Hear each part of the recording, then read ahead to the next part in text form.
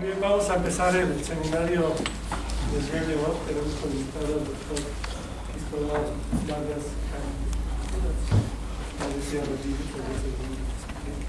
Él es matemático de origen, ahora está en aquí en la Universidad de Control Automático y nos va a platicar de aplicaciones de modelo matemático, a la declaración.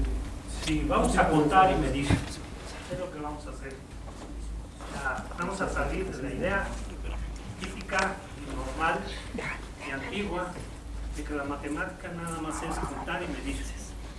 Contar lo más eficientemente posible y medir lo más eficientemente posible. Entonces, ¿me oyen? ¿Sí? Ah, bueno. Es que tenía yo que comprobar.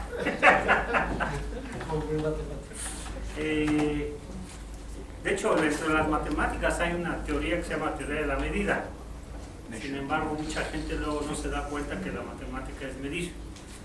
Y toda la gente que hace computación, esencialmente, está contando.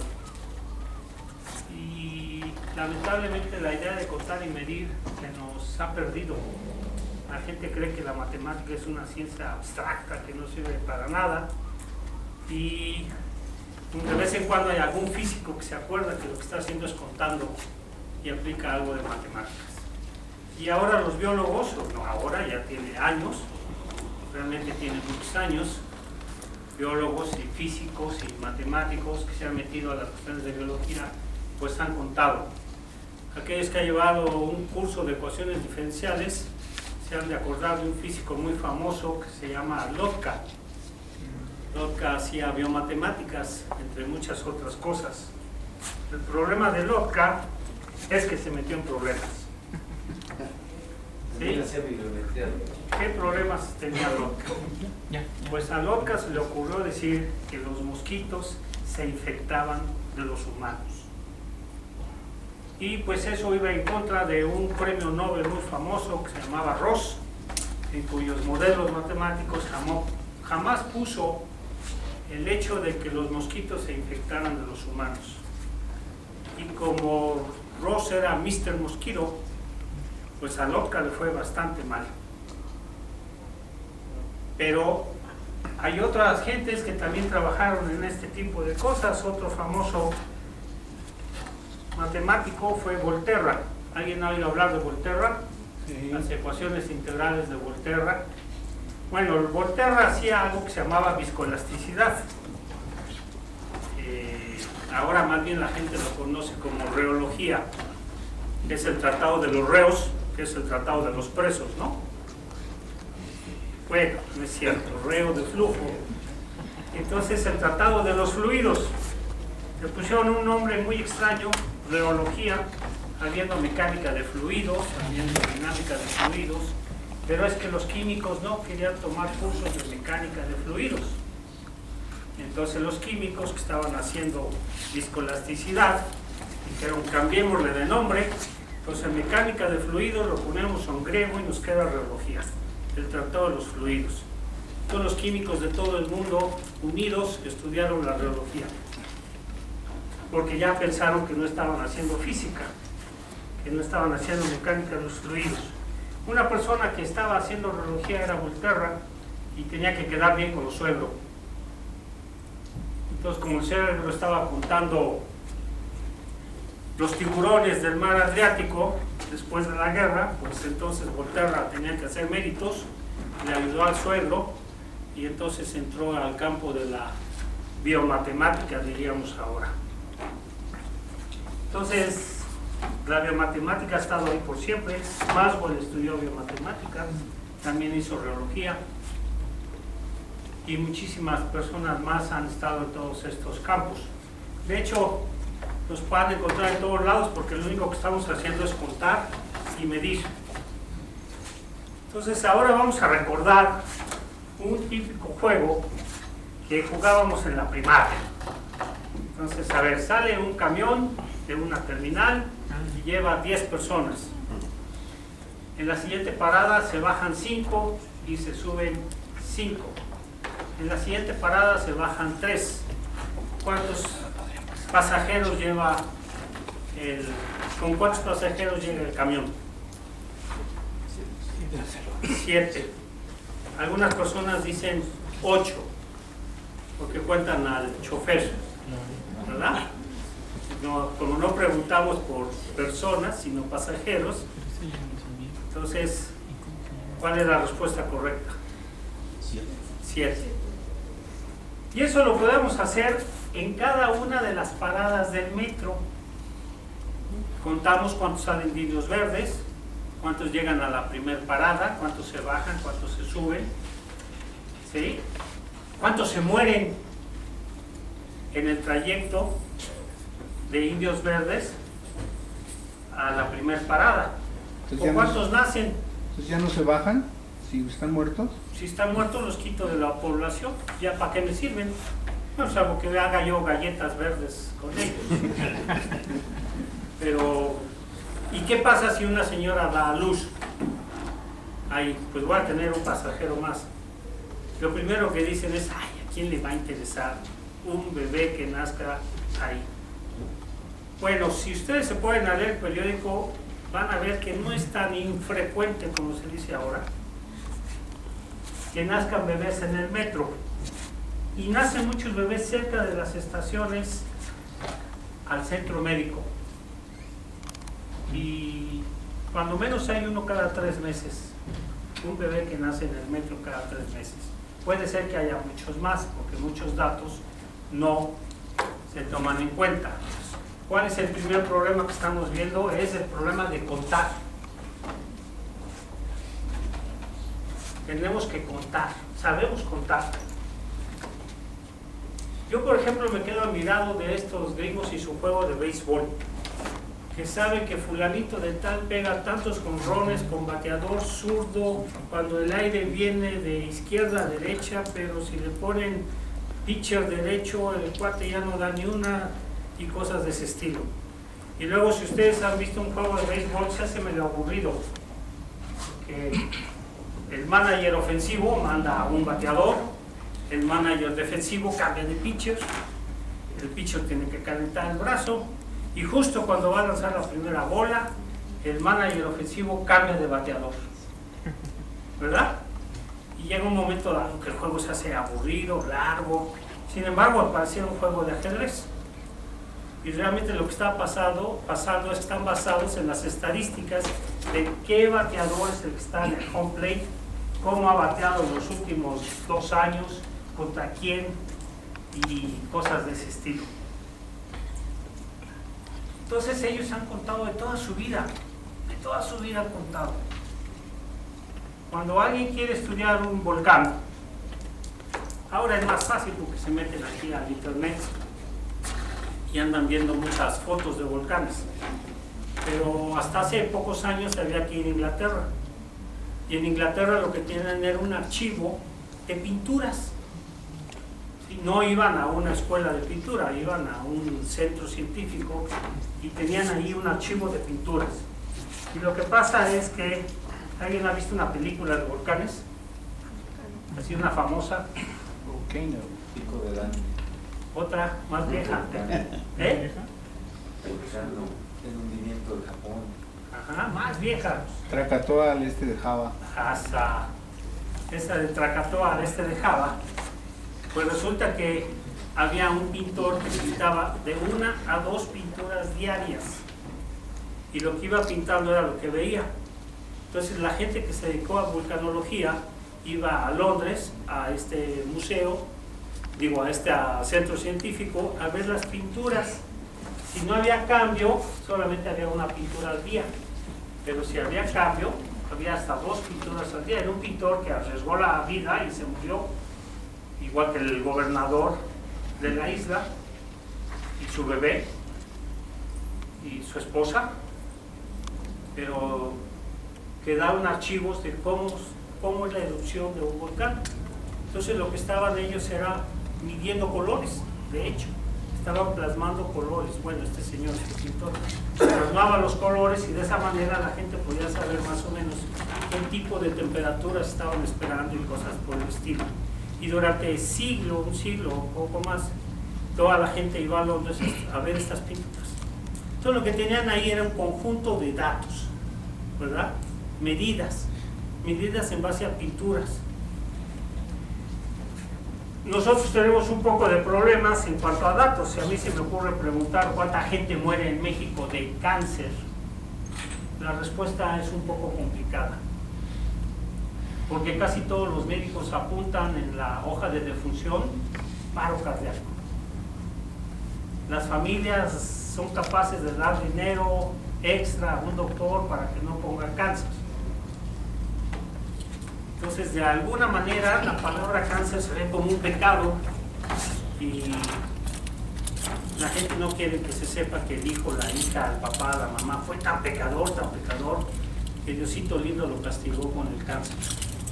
Entonces, si ustedes quieren contar cuántas personas mueren en cáncer, va a ser bastante complicado.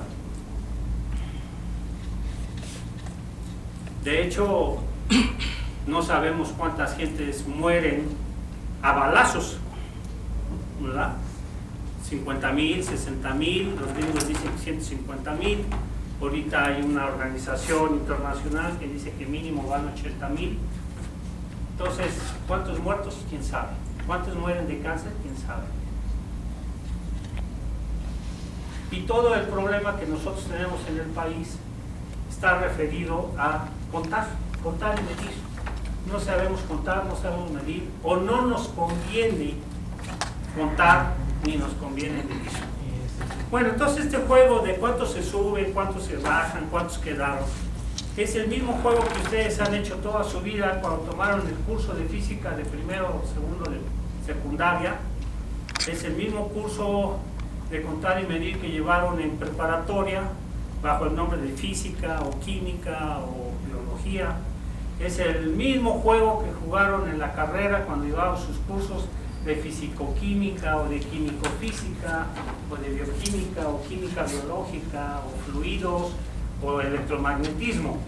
A los físicos les gusta mucho hablar de lo que entra menos lo que sale, más lo que nace ahí, menos lo que se muere, pero ellos le dicen fuentes y sumideros, ¿verdad?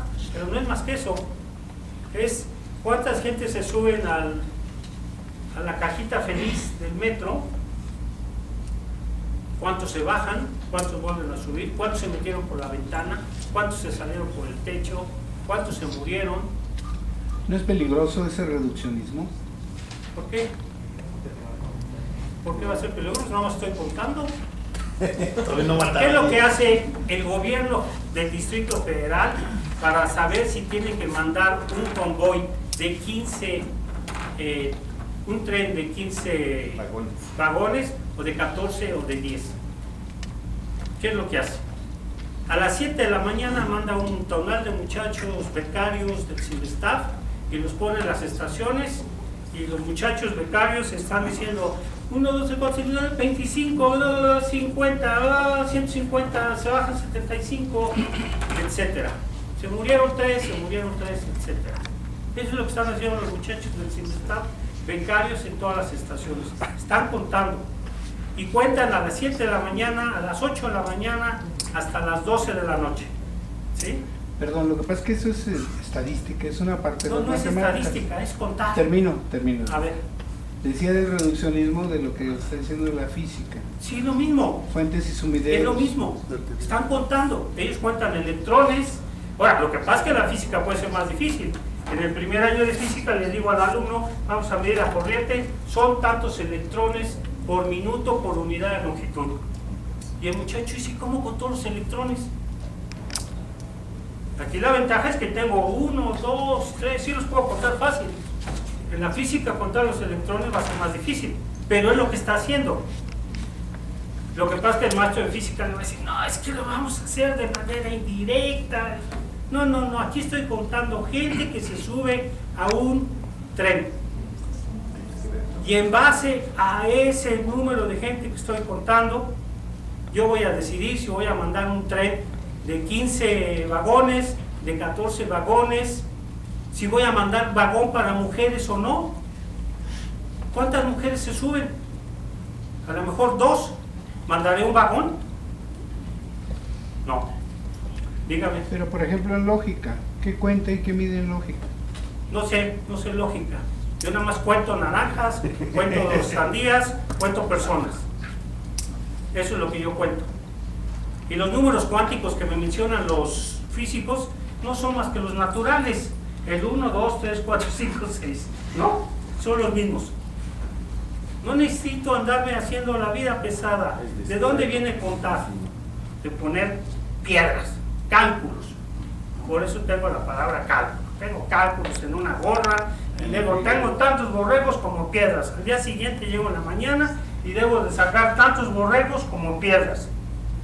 Si me falta un borrego, es que tengo una piedra de más. ¿Esa piedra para qué me va a servir? Para ir a buscar a que se lo robó y sale. Así de fácil. Nada más estamos contando. No estamos haciendo nada más que contar.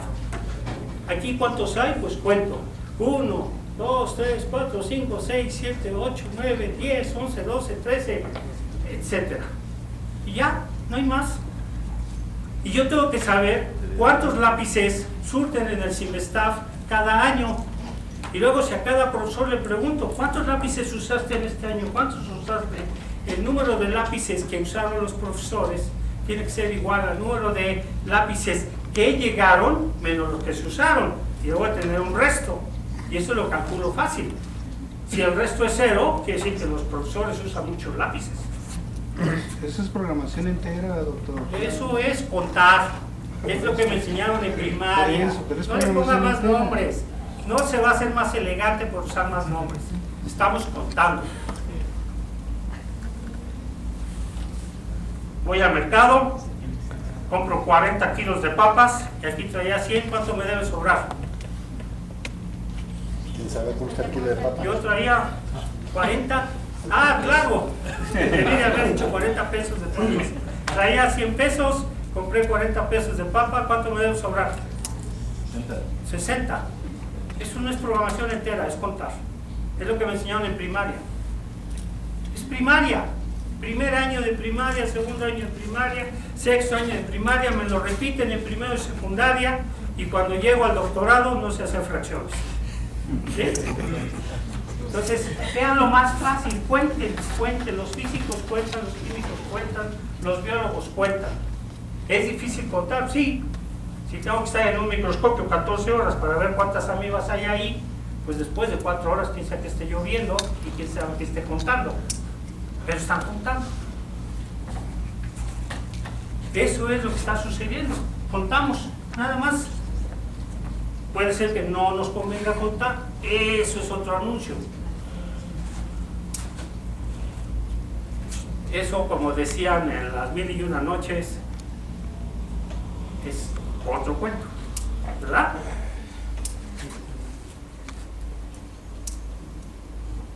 ¿A cuál le doy? A la derecha. Ah, este es el láser. Ah, A la derecha. en la derecha. Esto no tiene nada que ver con la plática, pero es una cosa que me encontré en la red.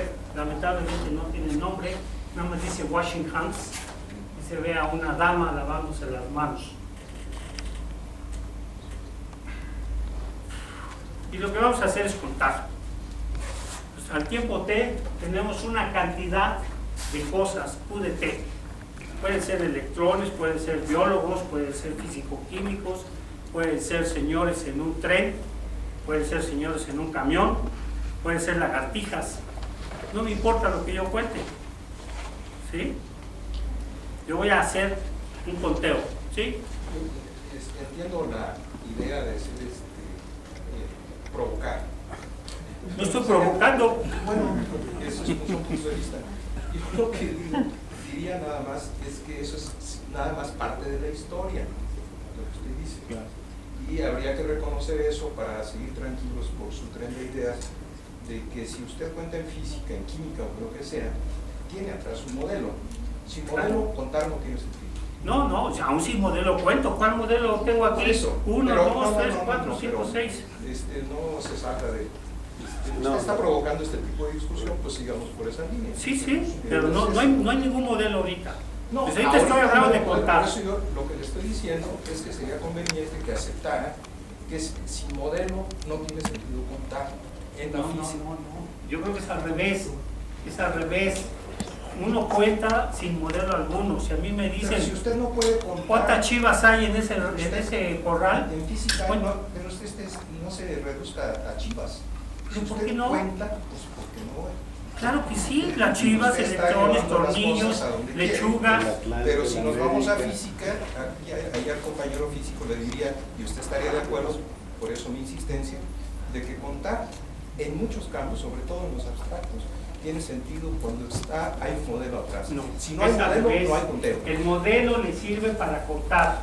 Usted escribe un modelo para aproximar la realidad, que siempre es una caricatura de la realidad, A través totalmente de a acuerdo. través de un modelo. Usa ese modelo para Si contar. usted no tiene modelo, el conteo no tiene. Pues sigamos. Claro que sí lo tiene. A ver, ¿cuánto tiene de dinero en la bolsa de Porque leche? usted se va a lo que tengo en la bolsa y además el dinero no tiene sentido si no hay. Bueno, ¿cuántas un monedas modelo tiene? económico ¿Cuántas atrás. monedas tiene? Es que no ese es el punto. Claro que es el punto. Le estoy diciendo que lo que hay que hacer es contar. Ok, sigamos adelante. Después, para contar Sí, no hay problema. cosas más complicadas, usted se puede poner a hacer un modelo. Los biólogos hacen modelos, Todos su propio tienen lenguaje, modelos. hacen Aquí modelos nadie y no se refieren a modelos matemáticos. Aquí nadie vive sin modelos. Por ejemplo, No tiene que decirlo.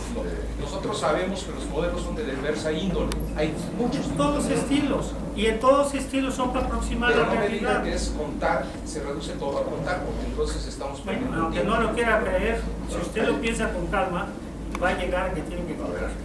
Sí. Cristóbal, hay que contar, entre otras cosas, el tiempo. ¿Sí? Tengo tiempo. Hay 25 minutos. Y tengo tiempo de sobra. Tengo tiempo de sobra. Tengo mucho tiempo de sobra. No te preocupes, aquí estoy viendo. Van 25 minutos y tengo tiempo de sobra. Entonces, lo que ustedes van a hacer es decir, tengo una cantidad de tiempo T, la cantidad de tiempo T más H, pues será lo que tenía yo al tiempo T, más lo que nazca en un intervalo de tiempo, menos lo que se muera, más los que entren, menos los que se salen. ¿Puedo interrumpirlo? Sí, claro. Eso es suponiendo una flecha del tiempo. No tengo la menor idea, fíjese. Para mí el tiempo lo miro aquí. ¿Sí? Entonces no sabe lo que es la flecha del tiempo. Yo no tengo la menor idea qué es la flecha del tiempo. Nada más estoy usando un reloj. El reloj hace tic-tac, tic-tac. ¿Sí? En los tics y en los tacs es cuando cuento. No sé qué es una flecha del tiempo. No, si me comienza a hablar de flechas, a lo mejor se me ocurre pensar en una que va de regreso y entonces comienza a ver si voy a ser joven de nuevo y eso me hace la vida más complicada. ¿Qué pasa si las entradas y las salidas son cero? Piensen en el metro y usted dice no tengo un hombre araña, no se me va a meter por la ventana, voy a pensar que no se muere nadie, que no, a nadie lo he hecho por la ventana. ¿Sí? Si ustedes leen las novelas revolucionarias de la Rusia, se van a dar cuenta que la gente, y probablemente si leen las novelas revolucionarias mexicanas, la gente se metía por las ventanas en los trenes, porque estaban arriesgando la vida si se quedaban en la estación o a medio pueblo. Les queda un modelo muy sencillo.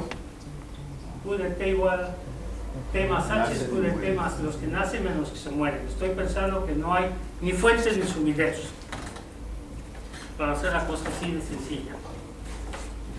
Muy bien, y aquí es donde yo acudo al montón de muchachos becarios del CIMBESTAF que estaban en las paradas,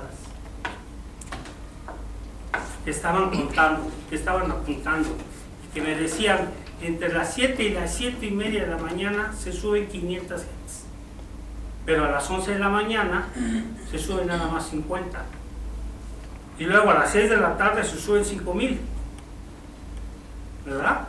Entonces lo que estoy haciendo son promedios, saco promedios, digo, pues entre tal hora y tal hora el promedio es de 500. Entonces eso le va a decir al jefe de estación si va a tener que mandar trenes más largos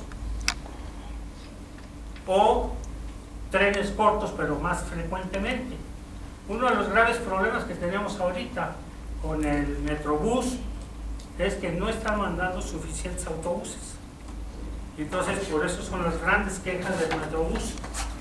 Entonces, aquí lo que ustedes van a meter son promedios, son los promedios de la gente que entra o que sale por unidad de tiempo y por eso está multiplicado por el tiempo que pasa entre el T y el T más H.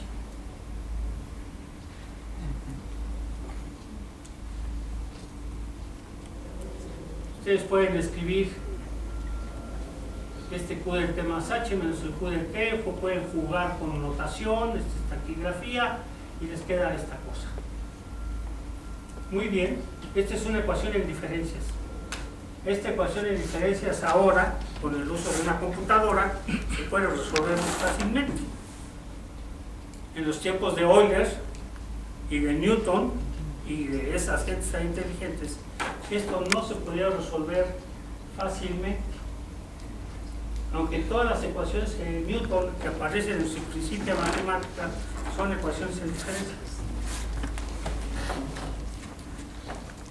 Con una computadora, por lo cual, de hecho, Leibniz trabajó mucho tiempo tratando de de diseñar y construir una computadora, y pues no lo pudo hacer.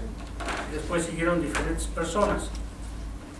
Una persona que trabajó mucho en esto pues es Turing, del cual creo que va a haber unas pláticas dentro de poco tiempo, y quizás debieron también haber puesto el nombre de Norbert Wiener en esas pláticas, una persona que usó mucho la computación. Entre la ecuación de diferencia y la ecuación diferencial se le consta el concepto de límite.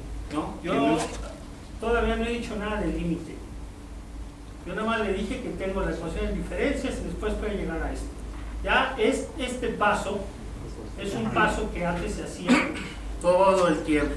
¿Por qué? Porque Newton necesitaba resolver esto. Y la manera de hacerlo era aproximándolo por un proceso continuo, de hecho, por la antiderivada. ¿Sí? O sea, la integral. El concepto de integral vino mucho antes que el de derivada. Y por eso es que algunos libros de texto que se usan en algunas universidades famosas comienzan con el concepto de integral. Y muchos años antes de eso, había un curso que se llamaba Ecuaciones en Diferencias, que era un requisito antes de tomar el curso de cálculo diferencial. Era un requisito. Después se cambió. A la gente se le enseñó cálculo diferencial integral, y después, cuando van en tercer o cuarto año en carrera, les dan algo de cálculo en diferencias. Pero históricamente es aquí, ustedes pueden resolver esto, y de hecho, cuando ustedes estén trabajando en la modelación del crecimiento de árboles, o sea, de bosques, casi nadie usa ecuaciones diferenciales. El problema es bastante lento ahí. Entonces este paso de aquí a acá con el límite, que esto es muy chiquito y cosas de ese estilo, no se hace. Cuando la gente trabaja en la simulación de bosques, se quedan ecuaciones sin diferencias.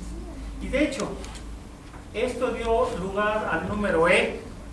No está muy claro cómo salió el número E, pero una de las discusiones es que uno de los Bernoulli trabajó calculando el interés de un dinero. Acuérdense que en aquella época los matemáticos y los físicos trabajaban en casas que prestaban dinero o tenían sus propios casinos. Kovalevskaya tenía un casino en su propia casa, una matemática famosísima que se escapó de Rusia fingiendo que estaba casada, prácticamente. Una mujer muy inteligente, uno de los mejores matemáticos que ha habido es Kovalevskaya. Bueno, si ustedes tienen el concepto de cálculo y, como decía el compañero, de límite y esas cosas, pues consideran que esto se va a cero, les queda una ecuación diferencial, pero eso es si ustedes tienen interés en resolver ecuaciones diferenciales. Puede ser que se queden en la ecuación de diferencias. Realmente esto se puede simplificar geométricamente con un tanque. Todos aquellos que llevaron en la prepa o en la licenciatura problemas de tanques de agua o tanques de salsa, tengo un tanque de salsa verde y la mezclo con un tanque de salsa roja que tienen diferentes cantidades de chile de uno de otro, y luego hago una mezcla de cuánta cantidad de chile verde me quedó en la mezcla. Y eso es exactamente lo que hacen. ¿Alguien llevó problemas de tanques en la prepa? Sí. ¿Nadie le dieron problemas de tanques? Todos. Todos llevaron problemas de poder entrar tanques. sin Es más, los libros nuevos de ecuaciones diferenciales ya no hablan de tanques.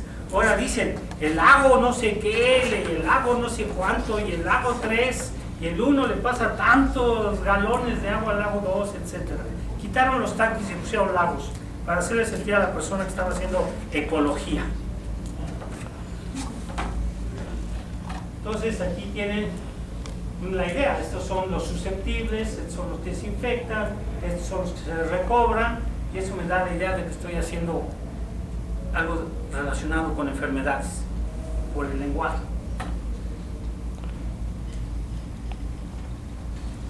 Luego tenemos aquí la foto de un mosquito que se llama Aedes aegypti. Está aquí porque afecta a muchas personas, porque no se lavan las manos, porque no tienen mosquiteros, porque no limpian el agua, porque no vacían los botes de basura, porque no cortan la hierba. Volvemos de nuevo más o menos a la higiene, ¿no? Otra vuelta a la higiene. Este es un virus del dengue. El dengue viene de una palabra africana que era un baile. Los españoles la trajeron. La mayoría de los españoles no conocen la palabra dengue ahora. Y lo que pasa es que si el mosquito Aedes aegypti les pica, les va a causar unas fiebres tremendas, puede hacerlos sangrar y se mueren.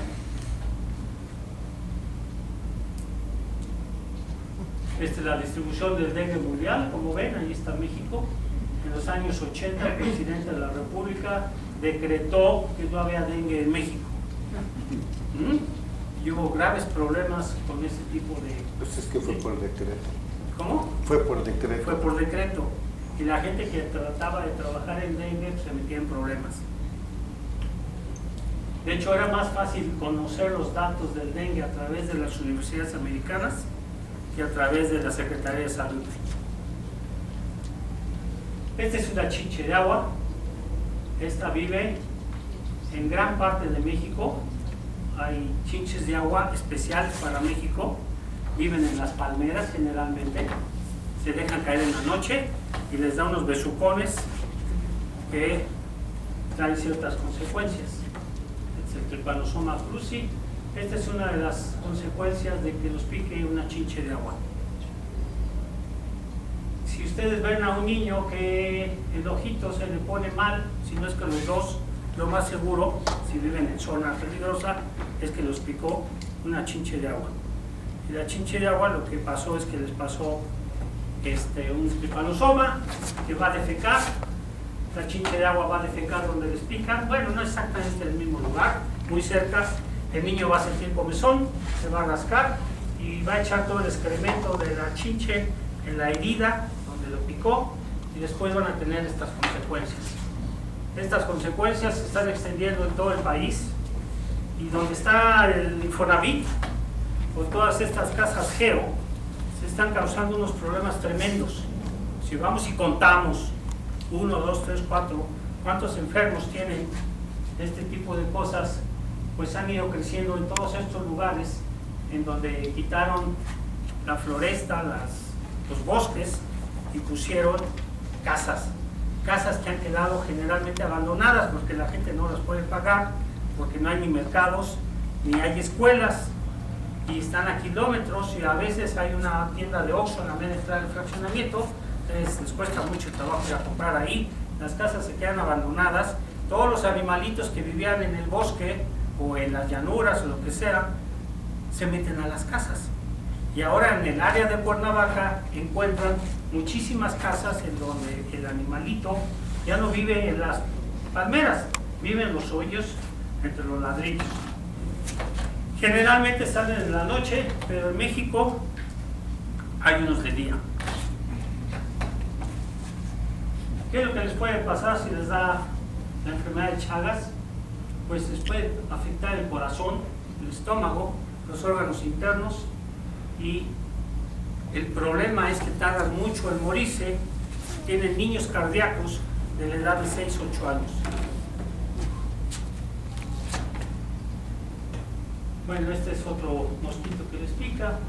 Este es el Quinquefasciatus, son diferentes. Esto es para una enfermedad que se llama la enfermedad del virus del Nilo. Esta enfermedad nos viene ciudad de Nueva York. Y ustedes dicen, ¿cómo es la ciudad de Nueva York? Si esto viene del Nilo. Bueno, pero el Nilo resulta que la gente la ha ido a investigar muchas veces, se ha llevado las enfermedades consigo y lo pueden encontrar en Francia, en Israel y en África. Y después vinieron unos pajaritos, vinieron unos pajaritos que no traían pasaporte, fueron a parar a Nueva York, pero sí traían dinero. Entonces los agentes de aduana contaron el dinero y dejaron pasar a esos pájaros. Esos pájaros se les escaparon y se fueron a vivir al zoológico de Nueva York. Y allí infectaron de esta enfermedad a una gran cantidad de pájaros que vivían en el zoológico de Nueva York. Y luego, ¿qué pasó? Pues que hubo una expansión de la enfermedad por todo esto. También bajó a México, bajó a Venezuela, de Venezuela regresó a Florida y de Florida pasó a la parte norte de México. Esto causa una enfermedad en el cerebro, sobre todo a los caballos. El ejército mexicano estaba asustadísimo y ahora fue al revés que con el dengue. El dengue no existía porque se morían los humanos. En cambio, el virus del Nilo sí existió en México inmediatamente porque se morían los caballos. Y algo bien chistoso, que cuando el gobierno decidió que ya no iba a haber vacunas importadas de Estados Unidos, es cuando se viene esta enfermedad.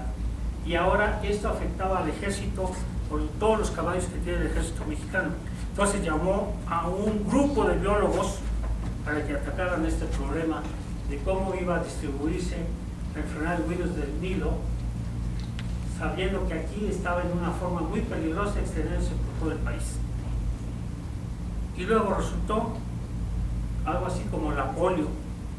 La polio en Estados Unidos fue durísima y en México relativamente fue muy suave.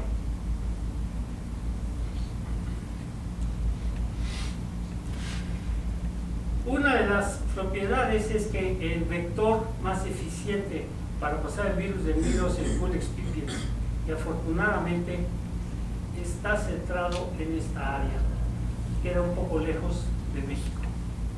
Entonces, una posibilidad es que esto sea lo que nos está salvando. Aquí hay un colchón climático que hace que no sea tan fuerte para nosotros esta enfermedad.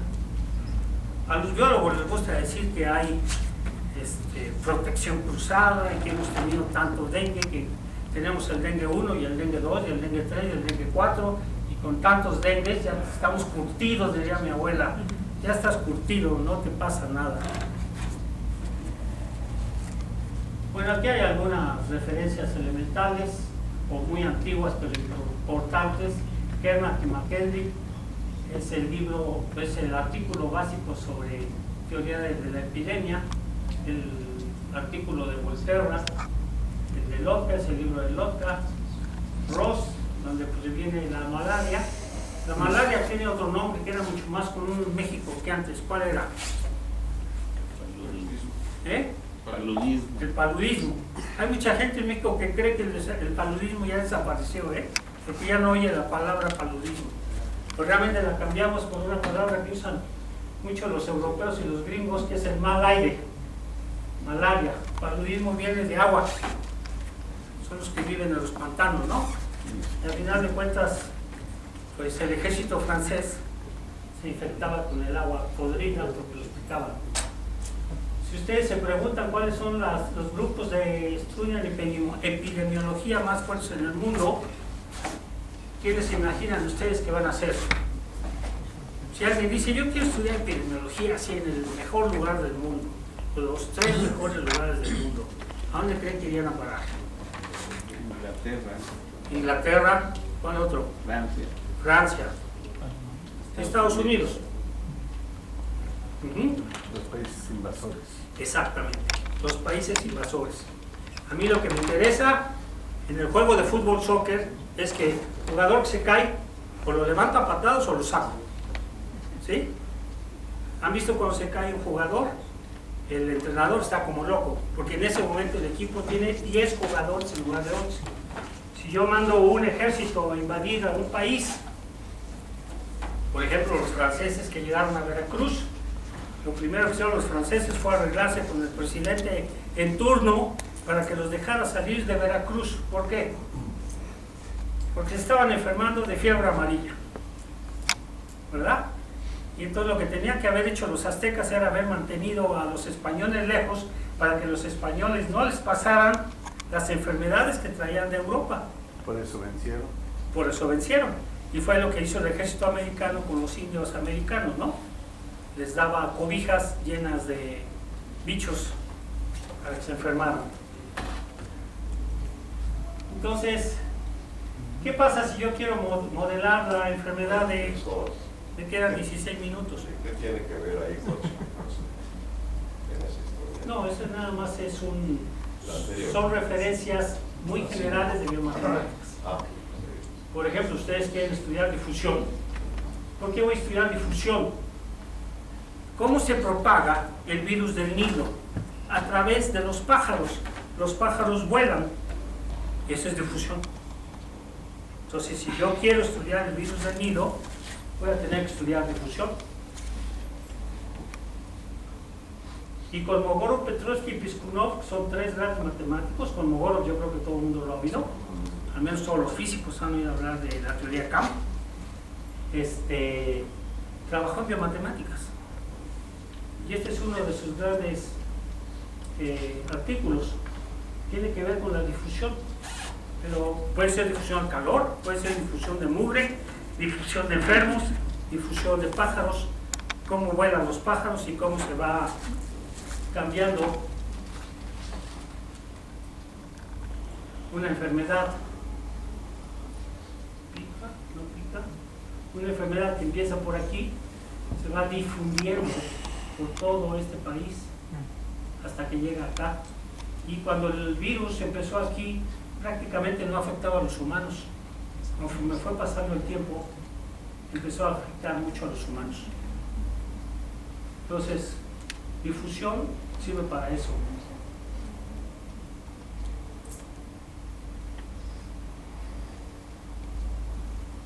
Y aunque ustedes no lo quieran creer, un artículo muy importante de la biomatemática es este de Lancaster, que tiene que ver con aviación y guerra.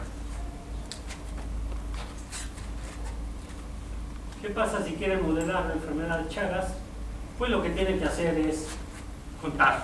Van a volver a contar. Tienen que saber qué tienen que contar. Voy a contar los mamíferos, los pájaros. ¿Qué voy a contar? Luego tengo que saber cuáles son las medidas que me van a decir la efectividad de la enfermedad. La sensitividad de análisis es para saber cuáles son los parámetros más importantes. Y puedo despreciar algunos. Hay un concepto muy importante en la biomatemática que todavía está en discusión, que es el R0, es un umbral que me dice que si cierta cantidad está por encima de ese R0, la cosa está muy peligrosa. Si está por abajo del 1, la cosa está bien. Quiere decir que puedo controlar la enfermedad. Ahorita entra un enfermo ahí y se quiere sentar junto a ustedes, pues si no le ven nada de enfermo, lo permiten. Si es leproso, automáticamente le van a ver cosas feas en la cara, en las manos, y se van a alejar de él. Aunque les dé un beso, no se van a enfermar de un leproso. Pero de tal manera lo ven feo y se alejan. Alguien que tiene SIDA, pues no lo ven feo si es muy al principio. Pero muy al principio es cuando más contaminante es, ¿eh? Entonces, ese es el problema de diferentes tipos de enfermedades. Las enfermedades de transmisión sexual, las que causan dolor, son relativamente fáciles de seguir. Por ejemplo, la gonorrea es una enfermedad que en Estados Unidos se destrampó en los años 70 y la pudieron seguir porque causaba dolor. Entonces, lo único que le dicen es, cualquiera que venga a quejarse de dolor contigo, señor doctor, me lo reportas. Pero el SIDA no causa dolor. Por eso les ha costado tanto trabajo. Luego, ¿ustedes qué tienen? Pues tienen que la enfermedad de Chagas se pasa por la tripatosomiasis americana, o sea, la chinche, que les pasa un bicho, una especie de perro pequeñito que se los va a estar comiendo poco a poco, se meten ahí en la sangre, se los guarda en el estómago, en el corazón, los pulmones y se los está comiendo poco a poquito. Y entonces, pues, pueden pasar 80 años estando enfermos o pueden pasar 5 años, depende de la persona. Este es el animalito que los infecta, los muerde y esto es lo que les mete. Y resulta que en México y en América Latina hay más de 100 mamíferos que están infectados. Y eso es una gran pregunta. Ustedes pueden ver las vacas con las ubres, donde está la chinche de agua picándola en las ubres, y sin embargo no hay problemas realmente de transmisión a través de la leche o a través de la carne de la vaca, a pesar de que ustedes pueden ver las ubres ahí cubiertas de estas chinches. En el zorrillo también pasa, y en el armadillo. El armadillo se come mucho en el sureste de México. Bueno, luego tienen pues diferentes fases. La aguda, que es recién picados, se ve en el ojo. Luego una fase intermedia que puede durar años, puede durar 20, 30 años, donde aún haciéndoles análisis de sangre no saben si están enfermos. Y después viene la fase crónica, en donde, bueno, pues ya tienen ataques al corazón, cosas de ese estilo. Hay gente que les han hecho bypass, operación de bypass, pero su problema va a seguir, porque realmente está carcomido el corazón y el bicho sigue. Si el médico que tienen ustedes ve inmediatamente cómo se les inflamó el ojo, hay 2 medicinas que se pueden dar.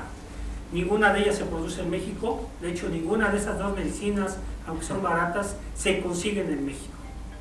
Lo que se han conseguido son donaciones a través de la UNESCO o del WHO, World Health Organization, que reparte a los médicos la medicina para que se las den a ustedes, aunque es baratísima. Ahora, no toda la gente puede tomar estas medicinas. Alguna de ellas le causa muchos problemas y la dejan de tomar y la enfermedad sigue. Bueno,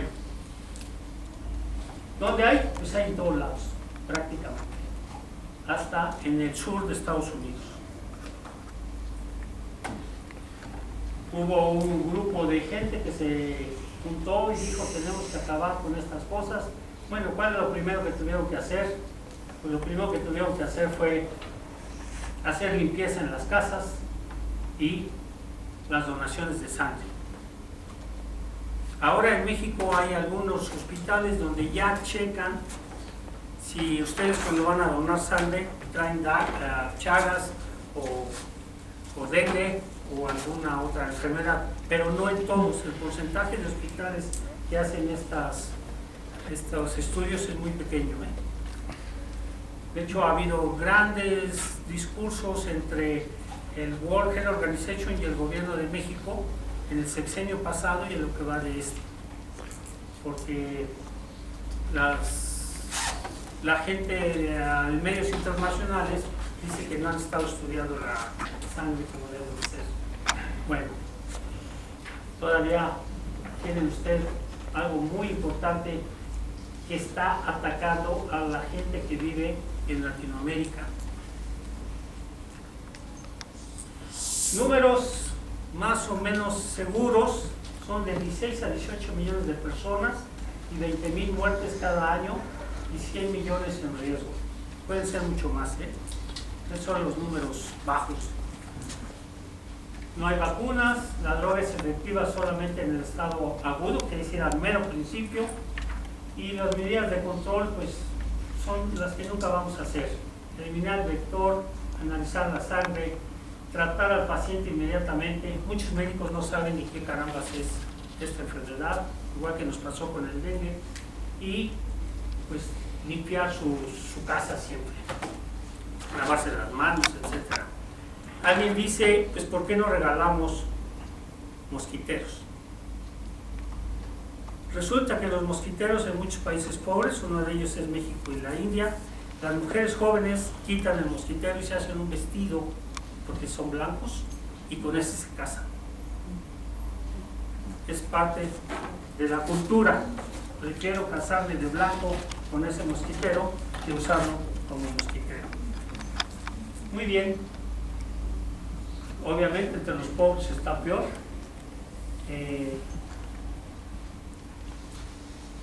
A final de cuentas, pues la higiene, que es un curso que prácticamente desapareció en las primarias en México, sería lo que nos ayudaría. ¿Cómo es el modelo? Pues ustedes tienen humanos.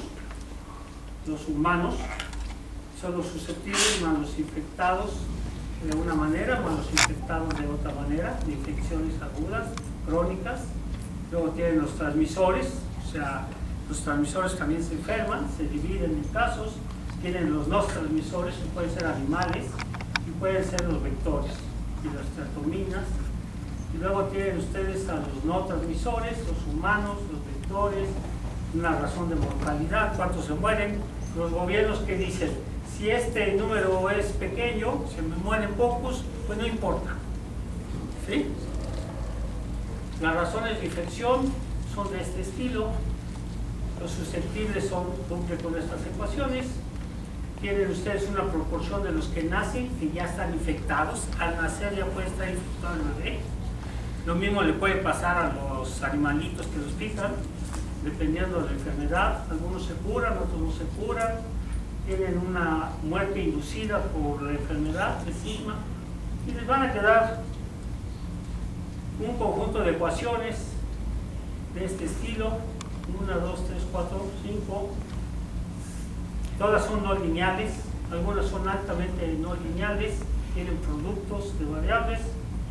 La población es de 3 veces la especie, tiene un número R0 que es importantísimo, que les repito, todavía no está totalmente discutido, pero en la epidemiología es el número básico. Si este R0 es menor que 1, puedo pensar que la epidemia no va a pegar. Si este R0 es mayor que 1, lo más seguro es que va a causar unos problemas terribles. Y si R0 igual a 1, no se sabe. ¿Esto qué les recuerda? Pues les recuerda la teoría de la Punov de la estabilidad, aquellos que llevaron estabilidad. Si la función positiva de la energía era de tal forma, pues el estado es estable, si no es inestable. Aquí si es estable, pues quiere decir que voy a poder mantener a todos los enfermos en un cierto rango y no me voy a meter en problemas. Pero lo más seguro es que eso no suceda. Lo más seguro es que no suceda. Entonces, ¿qué es lo importante del R0? Que hay que buscar los parámetros de los cuales depende el R0, ver cuáles son con los que puedo jugar económicamente. Si me es variar un parámetro que me hace el R0 bajo, por ejemplo, aumentar aquí o disminuir uno de estos, pues me cuesta $1.000.000 el milímetro, pues entonces va a ser difícil. Si me cuesta $1, puedo hacerlo. Entonces tengo que hacer una identificación de parámetros y ver cuáles son los que económicamente sean los más adecuados. Entonces ustedes a final de cuentas van a tener sus ecuaciones, las manipulan, hacen con ellas lo que quieren, reducen la población de vectores por insecticidas o por aumentar un cierto factor que haga que aumente el R0, pueden aplicar los insecticidas cada determinado número de meses, etc. Ustedes dicen, los insecticidas, ¿son buenos o malos? Aquellos que crecieron con la Conasupo, ¿alguien conoció a la Conasupo? Podía ir a la Conasupo a comprar un jabón de DDT, así se llamaba, jabón de DDT. Y entonces a los niños se les pedía que se bañaran con jabón de DDT en las escuelas. También pasaba una camioneta echando un polvo blanco y los niños se ponían atrás de la camioneta a corretearla porque se les ponía la cabeza blanca, ¿sí? Los niños se sentían viejitos. Hasta que se dio cuenta que el DDT causaba daño.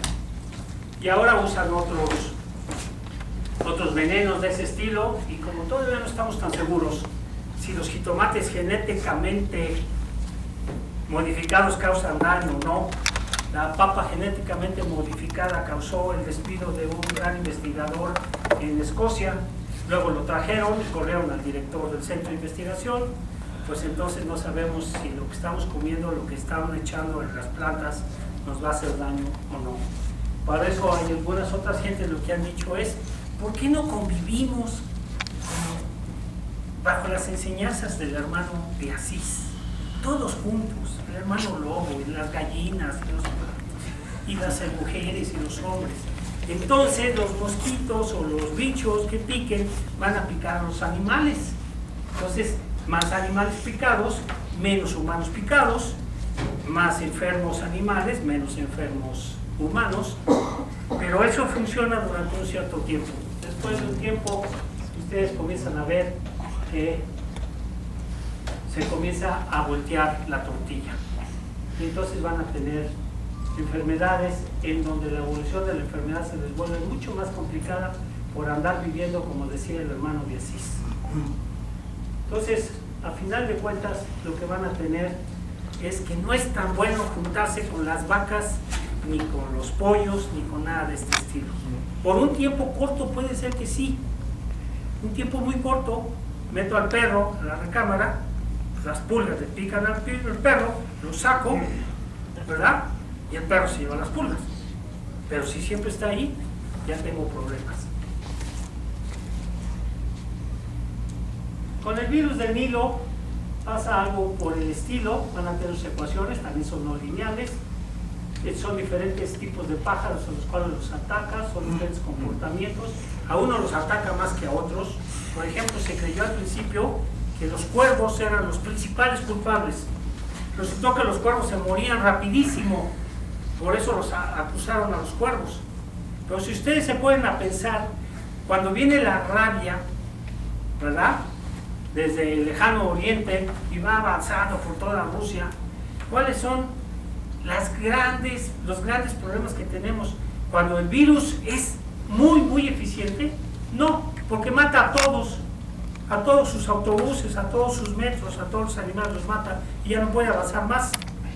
Uno que es muy débil, no, porque no le causa daño a nadie, tiene que ser algo intermedio. Volvemos a las enseñanzas de los griegos, ¿no? Ese valor intermedio tan deseado y tan difícil de encontrar. ¿Qué es lo que tiene que ser? Un virus no muy fuerte, no muy delgado, no muy suave, para que pueda sobrevivir y pueda vivir del transporte. Y aquí va a pasar lo mismo. Los cuervos se morían tan rápido que no transmitían la enfermedad. En cambio había otros pájaros que parecía que la enfermedad no les daba y resultaba que eran los grandes transmisores. Entonces hay que tener mucho cuidado con ese tipo de cosas. Pues tienen ustedes un comportamiento asintótico, a la larga, ¿qué va a pasar? El número reproductivo lo vuelven a encontrar y pues resulta que hay pájaros mucho más fuertes para transmitir enfermedad que el rábido, el cuervo. Bueno, ustedes aquí tienen datos y tienen comportamientos de qué es lo que va a pasar, son puras ecuaciones, las resuelven numéricamente, creen en su computadora y luego lo que encuentran fue este mapa es de la NASA. La NASA sabe perfectamente dónde hay diferentes tipos de moscos. Pues la NASA tiene este mapa que se los presenté antes, que se veía mucho mejor, en donde el mosco, que es más eficiente para pasar el virus del Nilo, fíjense dónde vive, aquí y parte de Canadá. Canadá tiene ahorita muchos problemas de virus del Nilo. Entonces lo único que tienen que hacer ustedes es ir a su Google, meterse a ver mapas y van a ver dónde los pueden atacar. Pues eso es todo. La sugerencia es no ir al norte de Estados Unidos ni al sur de Canadá. Sacar una alerta. México tiene tantísimas enfermedades y si ustedes se meten a Google y comienzan a ver enfermedades en México, pongan así, pónganlo en inglés. Si lo ponen en español va a ser mucho más complicado. Pongan Sicknesses in México. Van a ver la cantidad de enfermedades que hay. Vivimos en un país tremendamente sucio. Bueno, y aquí tengo otra foto de otra persona que se está lavando las manos. Esta es muy sensual, ¿verdad? Pero es washing hands, así se llama. Si ustedes se meten a Google y ponen washing hands, van a ver una campaña tremenda que tienen los Estados Unidos para enseñarle a los marineros, soldados, amas de casa, etcétera, que se tienen que lavar las manos. pues podríamos decir, lávese las manos antes de y después de, y pongan el verbo que les dé la gana ahí. Comer, beber, dormir, lo que sea. Entonces, lo que vamos a tener que hacer es tener mucho más limpieza. Es algo impresionante. Por ejemplo, la gente que estudia el dengue, se meten ustedes a Google y pongan dengue en Texas y van a ver los mapas de México separado por el río Bravo o el río Grande antiguamente y Estados Unidos. Y ustedes ven Reynosa, la cantidad de miles de enfermos de dengue. Cruzan el río, tienen 6 enfermos, 8 enfermos. Y de este lado tenemos miles, 40,000, 50,000, cosas impresionantes, nada más de cruzar el río. Entonces, las campañas para que no vengan, pues a veces parece que tienen un cierto sentido. Nosotros no podemos ir, nos parece que vamos a tener que adaptarnos a tantísimas enfermedades. Una enfermedad que ahorita está la gente de salubridad muy asustada es el cáncer de seno en las mujeres, ¿no? Aunque también hay cáncer de seno en los hombres. El cáncer de seno en las mujeres ahorita es una epidemia en México, se considera una epidemia. Pues gracias por venir, muchas gracias a ustedes dos por invitarme, muy amables.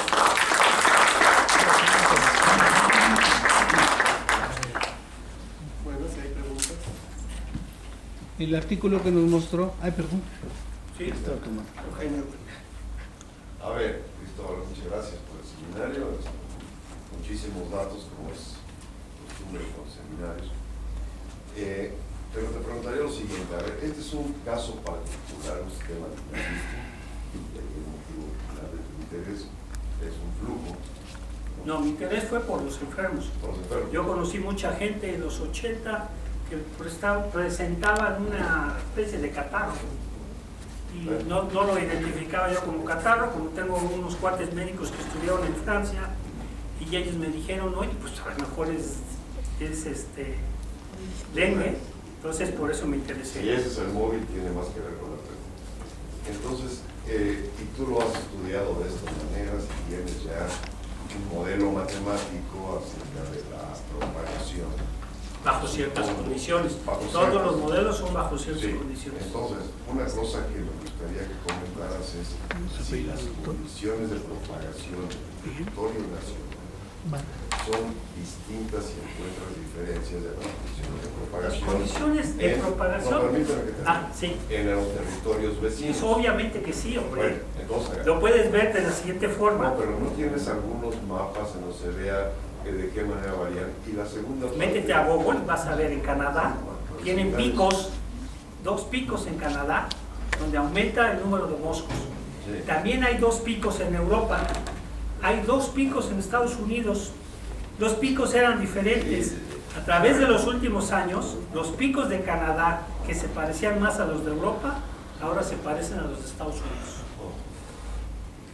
Bueno, sin duda, metiéndose a Google uno puede encontrar mucha mayor información acerca del tema, como de cualquier otro seminario que se imparten aquí. De todo. Pero la pregunta es, ¿el modelo ha permitido entonces a llegar a ciertas conclusiones que tengan que ver con, si tú estás en el departamento de control, pues la palabra control, Te dice que sabes no uses, no Solamente sigas la que filosofía de lavarse las manos, lavarse las manos. y eso es todo. La higiene para mí, después de tantos años, ha resultado ser lo más importante. Lavarse las manos, higiene. Lavarse las manos va a querer decir tener agua limpia. Yo tendré agua limpia en Indios Verdes. Ustedes han ido a la parada de Indios Verdes y ven cuánta gente come ahí. ¿Sí? ¿Tendrán agua limpia? Los que cocinan ahí tendrán agua limpia, se lavarán las manos. Seguramente. Una vez al mes, ¿lo necesiten o no lo necesiten? Sí, El 40% de las enfermedades por infección en México son adquiridas en los hospitales. Entonces, una de las cosas que ahora hacen los hospitales, ya desde hace muchos años, es: ¿tiene usted piso de tierra o piso firme? Y si usted dice que tiene piso firme, ¿qué van a hacer? Al día siguiente lo despachan para su casa. Tiene piso de tierra, la van a mantener en el hospital.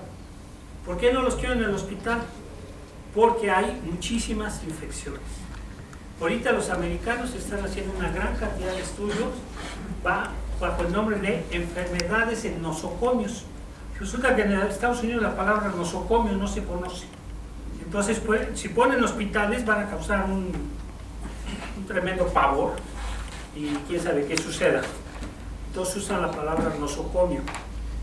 Y lo que está sucediendo es que el 40% de las infecciones en México se transmiten en los propios hospitales. De hecho, en ese washing hands que tienen los americanos, le dicen a los médicos que se laven las manos, entre tono de broma, cada 5 enfermos. Yo no sé si han ido al Seguro Social y los han analizado. Doctor. Vamos a dejar que termine. Sí. Los han analizado. Mejor presidente. ¿Por qué? Porque lo que está sucediendo es que pasan hasta 10 enfermos por las manos de un doctor y ellos no se lavan las manos. Y la razón que ellos dicen es, en el Hospital General estoy aquí y para irme a lavar las manos tengo que ir hasta no sé dónde. Y cada vez me mandan más y más enfermos. No puedo lavarme las manos porque me las echo a perder y porque me queda muy lejos el lavabo. Bueno, los gringos están diciendo entre broma y broma que hay que lavarse las manos cada 5 enfermos. Ahorita en España, ¿qué sé qué va a pasar? A lo mejor van a lavarse las manos cada 25 enfermos. Sí, había. Ahora sí, Carlos. ¿Me podría ponerle la lámina donde se ven los autores del artículo? Por favor. ¿De cuál artículo? Pues Puse uno que- muchos autores. El que publicaste. Ah, Por ahí pasó uno donde se ven los autores.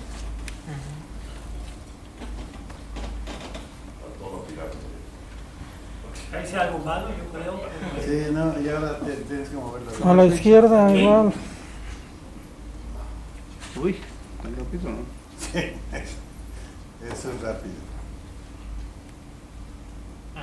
Ese, Gustavo Cruz Pacheco de Limas, Lourdes Esteva de la Facultad de Ciencias y yo, de CIMESTAB.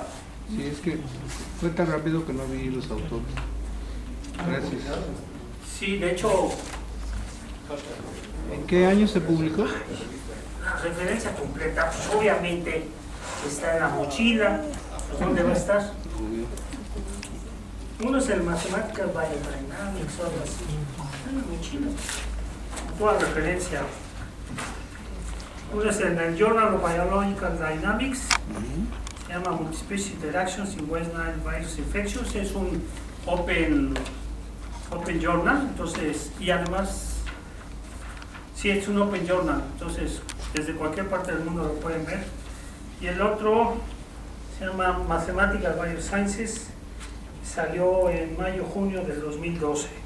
Este lo tiene la Biblioteca de Matemáticas. Y el Journal Biological Dynamics salió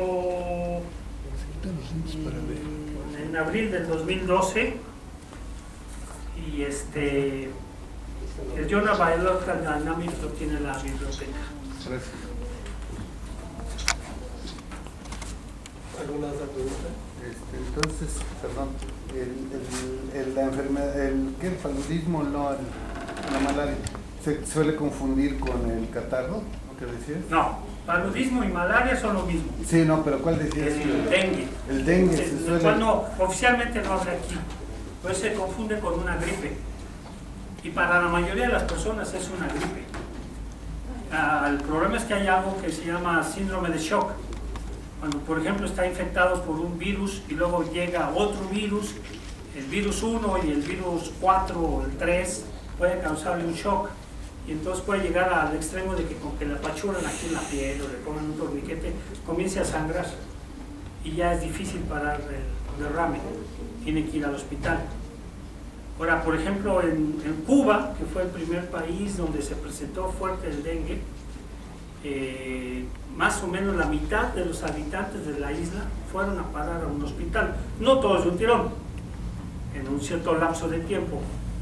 Pero Cuba tiene facilidades en medicina como de país rico. O sea, Castro Ruz, por alguna razón, decidió que iba a ser médico. Y tiene unas facilidades, o tenía unas facilidades impresionantes. el número de camas por cada 1000 habitantes es muchísimo más grande que el número de camas que en México hay por cada 1000 habitantes. Y debemos atender por facilidades de instalación. Sí, instalaciones. Allá muy fácil acceder. Allá tienen ustedes instalaciones de grandes dificultades, más que posibilidades. Bueno, Yo tengo pero una sí pregunta. van al hospital. Y la cuestión del SIDA también está muy controlada.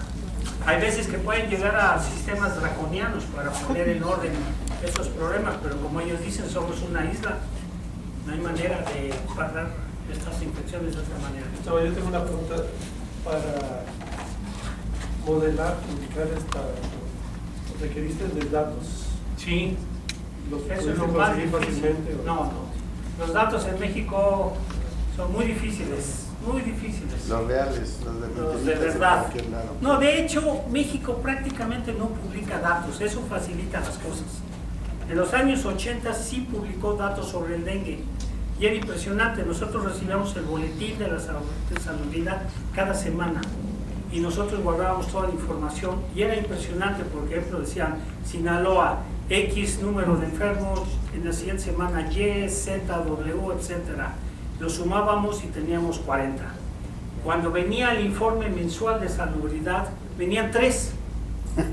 O sea, había menos enfermos en un mes que las que había en una semana. O sea, jugaba con los datos en una forma impresionante.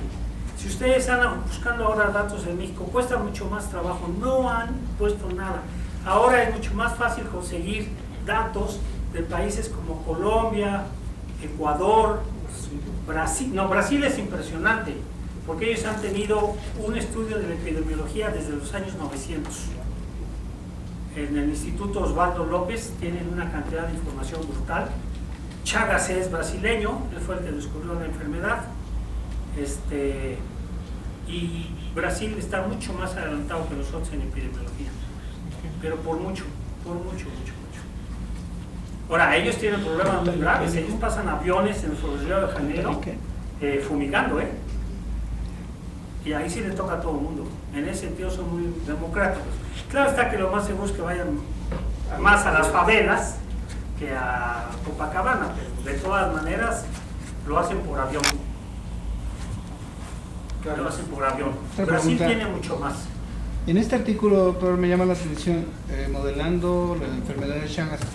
¿Es nada más el modelo o se aplica a una base de datos de enfermos? ¿Cómo lo hicieron No, ahí? lo que quiere usted nada más es ver cómo avanza la enfermedad, cómo avanza. Es el modelo matemático. Sí. O sea, no tienen base de datos. Hay datos, hay en todos lados. Hay No, datos, digo, en el dependiendo artículo. del gobierno, dependiendo del país donde viva. Si usted quiere datos de México, prácticamente no hay. Si usted los puede conseguir, mucha gente estaría feliz.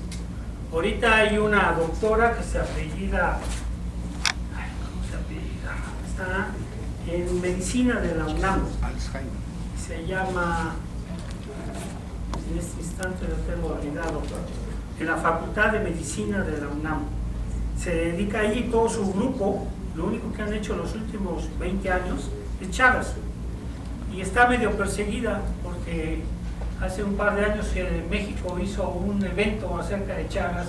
Ella la entrevistaron en el periódico y sacó datos tremendos y entonces la mandaron llamar.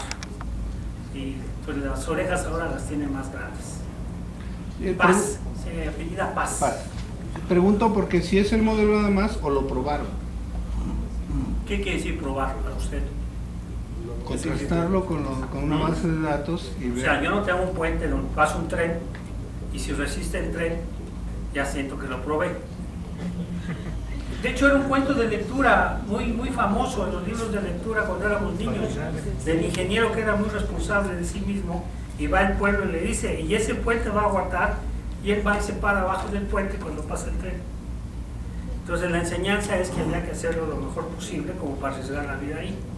Por eso, pero su máxima cuando empezó la plática era contar y qué? Contar y medir. Contar y medir. ¿No contaron ni midieron? Claro eso? que sí, al poner las ecuaciones diferenciales usted está Sí, contando pero él lo cuántos mete hay en el tiempo las T y T estadísticas. más H. Pero no Ahí hay está números. contando. No hay números. Sí hay números, ahí están, sacaron datos de diferentes Yo le lugares. pregunté. Ahí Él están. lo hace numérico, todo. Luego se resuelve numéricamente porque las ecuaciones son no lineales. Ahí está todo. Ok, gracias. Pero como tenemos muy pocos estudiantes que tienen formación matemática, ninguno te pregunta qué tipo de métodos. No hablé de los métodos. No se me ocurrió pasarme media hora diciendo qué métodos para resolver las ecuaciones diferenciales, porque también sus respuestas podrían depender de los métodos. Y hay varios.